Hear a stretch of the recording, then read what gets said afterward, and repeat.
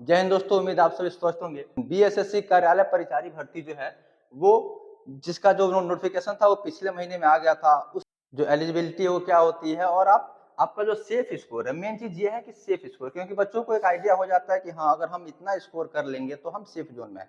तो हम इसमें बात करेंगे कि आपका जो सेफ स्कोर है वो क्या रह सकता है, ताकि आप अपनी तैयारी को और भी आगे चल के मजबूत बना पाए और इस बार के रिजल्ट में अपने नाम को सुनिश्चित कर पाए।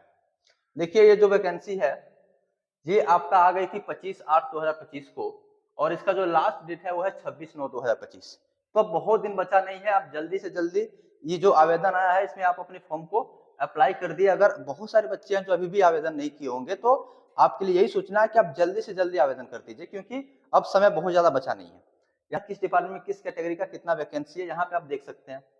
सेम उसी चीज को आप यहाँ भी देख सकते हैं, यहाँ भी वही सारी चीजें दी हुई हैं। और हम बात करें इसमें टोटल नंबर ऑफ वैकेंसी जो है वो कितनी है, वो है 3727। इसको आप देख सकते हैं, इसमें जो टोटल नंबर ऑफ वैकेंसी है वो है 3727। मैं आपको इसको जूम करके दिखा देता हूँ। जो टोटल नंबर ऑफ वैकेंसी वो है 3727।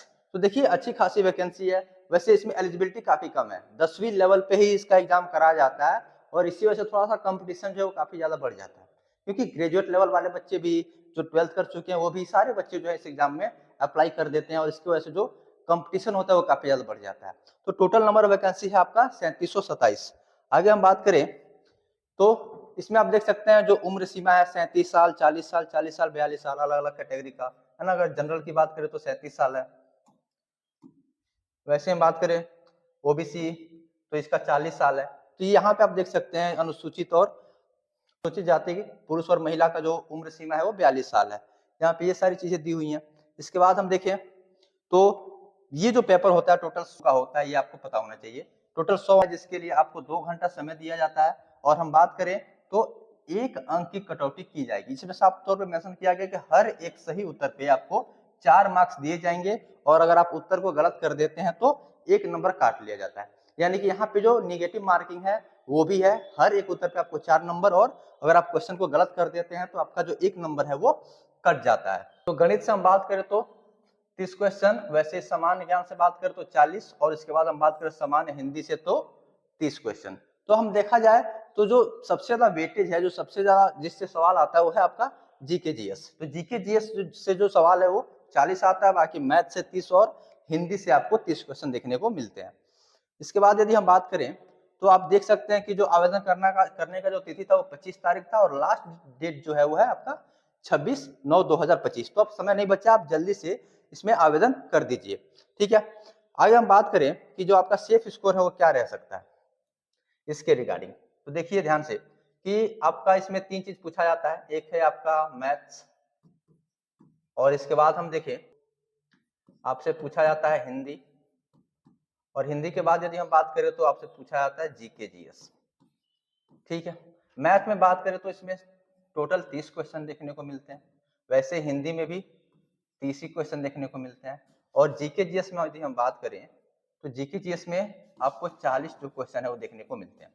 तो यहाँ पे इतने सारे नंबर ऑफ क्वेश्चन देखने को मिलते हैं। देखिए मैथ जो होता है ना, मैथ इसमें जो बच्चे होते हैं ना अच्छा खासा अटेम्प्ट कर लेते हैं। यदि हम बात करें कोई बच्चा अगर अच्छे से मेहनत किया है तो वो आसानी से 26-27 क्वेश्चन जो है आसानी से अटेम्प्ट कर ले जाता है। वैसे हम बात करें हिंदी तो हिंदी देखिए, हिंदी में भी जो अब बिहार के बच्चे हैं तो बिहार के बच्चों का हिंदी ऐसे ही मजबूत होता है। वैसे ही देखिए बिहार का जो भी वैकेंसी होता है उसमें यूपी वाले भी एग्जाम देते हैं। तो जो भी बच्चे स्टेट एग्जाम की तैयारी करते हैं उनका हिंदी मजबूत होता ही है। तो अगर हम बात करें तो हिंदी अगर 30 क्वेश्चन अगर पूछ रहा है तो नॉर्मली देखा जाए तो यहाँ भी बच्चे जो है 26-27 क्वेश्चन जो है आसानी से अटेम्प्ट कर ले जाते हैं। हो सकता है कि 2-3 क्वेश्चन थोड़ा सा समस्या खड़ा कर दे, उनके लिए थोड़ा सा कठिन हो सकता है, लेकिन इतना हम बात करें तो लगभग इतना जो अटेम्प्ट है वो बच्चे कर ले जाते हैं। और वैसे भी 10th लेवल का एग्जाम है तो इतना अटेम्प्ट करना कोई बहुत बड़ी बात नहीं है। आगे हम बात करें जीके जीएस, यही सबसे बड़ा गेम प्लेयर है। सबसे बड़ा जो रोल प्ले करता है वो जीके जीएस ही करता है, और बहुत सारे बच्चे जो है वो यहीं पे चुक जाते हैं। देखिए यहाँ पे अगर बात करें तो लगभग ऑन एन एवरेज सारे बच्चे अच्छे स्कोर करके आते हैं, लेकिन जीके जीएस में जो चूक जाता है वो अपनी सफलता से भी चूक जाता है। तो जीके जीएस में 40 क्वेश्चन पूछे जाते हैं। अगर कोई बच्चा अच्छे से पढ़ा लिखा है, अच्छे से पढ़ा है, अच्छे से मेहनत किया है, चीजों को अच्छे से रिसर्च किया है, एनालिसिस करके सारी चीजों पर अगर मेहनत किया है तो आसानी से हम बात करें तो 20 से 25 क्वेश्चन जो है वो आसानी से कर ले जाता है, अगर वो मेहनत किया है तो। अगर आप मेहनत नहीं किए हैं तो 10-15 क्वेश्चन भी मुश्किल हो सकता है। लेकिन हम बात करें जो आपका सेफ अटेम्प्ट रहता है, तो सेफ अटेम्प्ट में वही लोग आते हैं जो कि एक्चुअल में मेहनत किए होते हैं। तो जीके जिसमें बात करें तो 20 से 25 क्वेश्चन अगर बच्चा कोई मेहनत किया तो आसानी से अटेम्प्ट कर ले जाता है।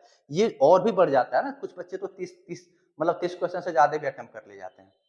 तो इसके हिसाब से अगर देखा जाए तो जो आपका सेफ स्कोर रह सकता है वो क्या रह सकता है, देखिए कम से कम आपका 70 क्वेश्चन तो सही होना ही चाहिए, क्योंकि ये जो एग्जाम है वो आपका 10th लेवल पे है, और 10th लेवल पे जो बच्चे हैं वो उसमें इस एग्जाम में ग्रेजुएट लेवल वाले भी एग्जाम देते हैं, 12th लेवल वाले भी एग्जाम देते हैं, बहुत सारे बच्चे जो इंजीनियरिंग वगैरह किए हैं वो भी आके एग्जाम दे देते हैं, तो इससे कट ऑफ काफी ज्यादा हाई चला जाता है। तो अगर आपका 70 क्वेश्चन अगर सही है, अगर अभी आप टेस्ट लगा रहे होंगे, मॉक टेस्ट दे रहे होंगे, अगर उसमें आपका 70 क्वेश्चन आ रहा है तो आपको घबराने की जरूरत नहीं है, क्योंकि आप सेफ जोन में हैं। हम एग्जैक्ट कह नहीं सकते कि आप सेफ जोन में हैं, लेकिन 70 ऑन एन एवरेज आपको 70 क्वेश्चन कम से कम टारगेट करके चलना है। इससे प्लस आप जितना ज्यादा कर देंगे उतना बेहतर रहेगा आपके लिए।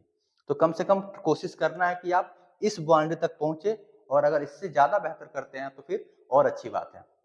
तो आप लगातार चीजों को, अगर आपका स्कोर इससे कम भी आ रहा है तो आप अभी भी आपके पास टाइम है, अभी एग्जाम होने में टाइम है, तो आप चीजों को अच्छे से रिसर्च करिए, मेहनत कीजिए, एनालिसिस कीजिए कि पिछला ट्रेंड क्या रहा है, कहाँ से कौन सा क्वेश्चन पूछा गया है, और उस पर लगातार मेहनत करते रहिए, ताकि आप अपने रिजल्ट को बेहतर कर सकें, आप अपने भविष्य को और सुनहरा कर सकें।